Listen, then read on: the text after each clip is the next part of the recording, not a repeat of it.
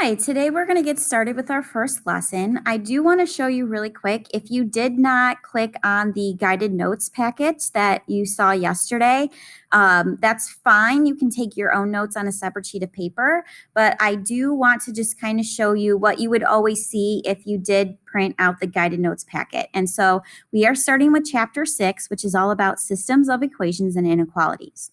And so within a chapter, there are specific learning targets that I'm going to have you accomplish. And so in this case, there are 3 learning targets. Students will be able to analyze systems. Students will be able to solve systems of equations by any method. And students will be able to solve word problems involving systems of equations. So those are the 3 main concepts that you will be able to do by the end of this chapter. So today we are going to be focusing on section 6.0, which is really not a new lesson. We are going to be reviewing graphing, which is something that you were doing a lot of last year.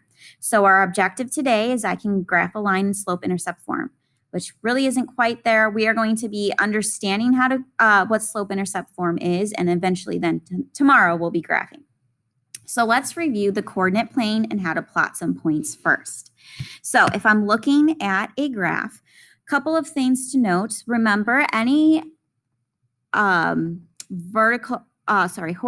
line here is going to be considered the x-axis. So that's where all your x values are.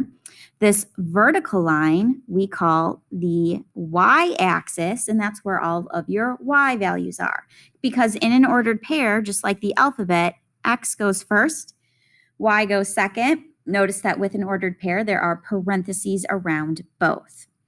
In a coordinate plane here, with the x and the y-axis intersecting, they intersect here at the middle, which we like to call the origin. And it creates 4 of these, what we call quadrants. So the first quadrant is going to be up here in the top right-hand side. It's a Roman numeral 1. And then we go counterclockwise to identify the other quadrants. So quadrant 2 is up here on the top left. Moving down to the bottom left is quadrant 3. And then finally, quadrant 4 is over here on the bottom right. So now we know a little bit, or can remember about the coordinate system. Now let's plot some points and practice. So notice that there is a letter in front of the ordered pair. We're going to plot that point and then label it point A, point B, and so on and so forth. So -1, 9. So once again, -1 is first. That's representing the x value. So on the x-axis, I have to go over here to the left at -1. The second number is 9. That's the y value. 9 is positive, so that has to be up. So that would be located right here. Once again, I'm going to put that capital A right next to that point. That is point A. It is not on either of those axes. It's actually inside, this time, in quadrant 2. So I'm going to label that it's quadrant 2 where it's located. Notice that point B is -8, 0. -8 goes first. That's the x value. So on the x-axis, I move over left to -8. And then because the second number is 0, that means I'm not going to be moving up and down. I'm going to keep my point there at -8, call it point B. And so because it is on the x-axis, I would just say x-axis. It's not actually inside of a quadrant. If I look at point C, 3, 5, 3 is the x value, so I move 3 to the right. 5 is a positive y value, so I move up. Here's my points. There's point C. It is clearly inside quadrant 1. Point E is at 3, -8. So 3 means I move 3 to the right, and then -8 means I move down to -8. Plot my points. There is point E. It is inside quadrant 4. Point F is going to be -1, -5. So I move 1 to the left and 5 down. Label my point. Point F is inside quadrant 3. And then finally, point G is at 0, -5. So 0 means I don't move left and right. However, -5 means that I move down 5. There's point G. It's not in a quadrant. It is on the y-axis. So hopefully that's a good refresher on plotting points and understanding where those points fall. The next thing I want to review with you is to graph a line, we have to have our equation in this slope-intercept form. So that's y equals mx plus b. The m and the b are really numbers.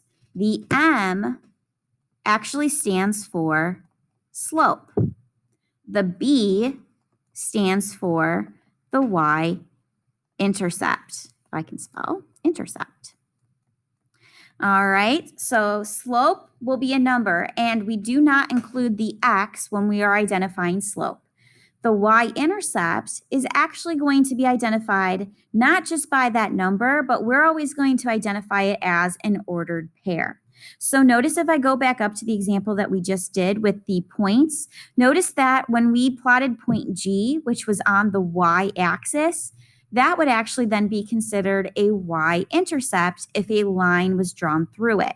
So notice that with that point, it's 0, -5. 0 meant we did not move left and right, and that allowed us to stay on the axis. So when we are identifying our y-intercept, it's always going to be 0, and then whatever number that b actually is. Notice that I also have it in parentheses because an ordered pair has to have parentheses around it. So going back to what slope is, you've probably heard this phrase before.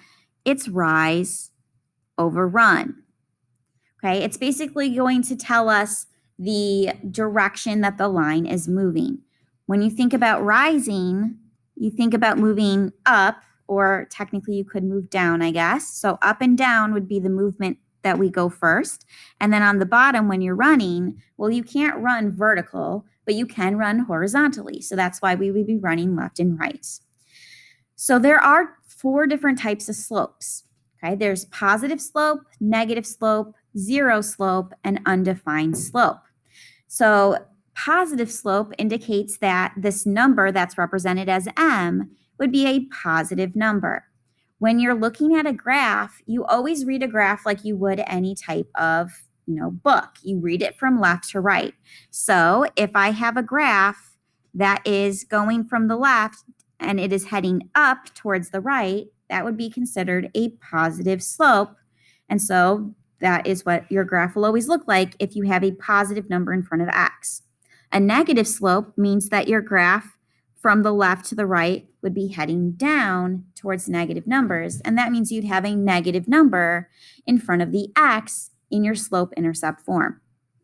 Zero slope means that you don't have any type of change to your line. It stays consistent. So that would be a line that is a horizontal line. It's not moving up, it's not moving down, it's staying consistent.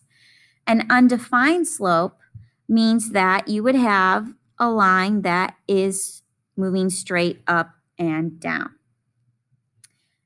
All right, so you do have a couple of example problems that you will have to do for your homework this evening. So what you're going to have to be able to do is identify the slope and the y-intercept based off of the equation that I give you. So once again, remember, slope is the m. It's what's connected to the x in your slope-intercept form. So once again, y equals mx plus b. Slope is in front of the x. So if we look at the first example and y equals -2/5 x plus 11, we'll notice that the number that's in front of the x is -2/5. That is your slope. Notice that the number that then comes after that isn't connected to x is an 11. Notice the sign in front of it is positive. But like I said, I want us to write it as an ordered pair. We're always going to have 0 first if we're identifying a y-intercept, and then that positive 11 would go second. There's my ordered pair for my y-intercept. If I look at the next example, y equals x minus 5. Remember, x is not my slope, it's the number that's in front of it that is. So if I don't see a number in front of x, then there's really a 1 in front of it. So that means that 1 would be that slope. If you look at the number that's not connected to x, it's not just a 5. There is a negative sign with it. So I have to make sure that I'm very careful when I'm looking at my signs.